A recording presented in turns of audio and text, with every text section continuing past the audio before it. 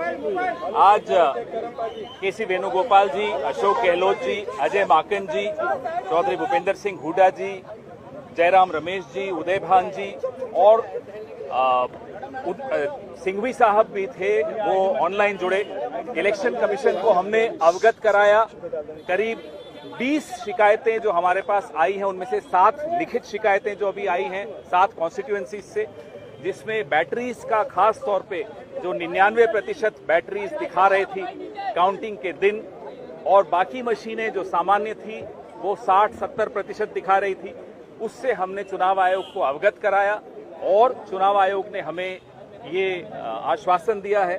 क्योंकि माकन जी ने और सिंघवी साहब ने एक मांग रखी कि वो तमाम मशीनें जिनके बारे में आज जिक्र किया है, शिकायत की है, उन मशीनों को सील कर दिया जाए, सिक्योर कर दिया जाए जब तक इसकी जांच पूरी नहीं हो जाती।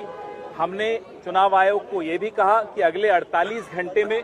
हम बाकी शिकायतें जो हमारी एकत्रित हो रही हैं, हरियाणा प्रदेश कांग्रेस कमेटी के अध्यक्ष उदय भान जी इकट्ठी कर रहे हैं, वो तमाम शिकायतें भी हम अगले 48 घंटे में उपलब्ध करा देंगे चुनाव आयोग को, और उसके बाद वो सारी मशीनें सिक्योर कर दी जानी चाहिए ताकि उससे कोई छेड़ाछाड़ी न हो सके जब तक जांच पूरी नहीं हो जाती। और कोई सवाल? चुनाव आयोग ने हमें आश्वासन दिया है कि वो इस पूरे मामले को देखेंगे और उसका जवाब हमें लिखित में हर बिंदु का, हर कॉन्स्टिट्यूएंसी का अपने रिटर्निंग ऑफिसर से सलाह करके हमें वो जवाब देंगे। सर, इलेक्शन कमीशन ने एक लेटर भी लिखा था कांग्रेस प्रेसिडेंट को, जिसमें उन्होंने कहा है कि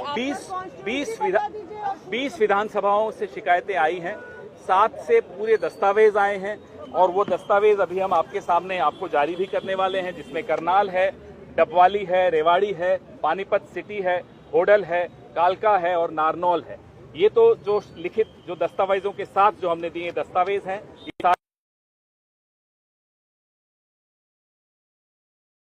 हम वहां दे चुके हैं, लेकिन अभी 13 और हैं जो शिकायतें आ रही हैं, और वो भी हम अगले 48 घंटे में दे देंगे। इससे पहले छत्तीसगढ़ का भी पूरा मसला जो राजनांदगांव है, अलग कॉन्स्टिट्यूएंसीज हैं, वो भी इसी तरह की कंप्लेंट्स थी, उसका भी हमने इन्हें फिर से स्मरण कराया।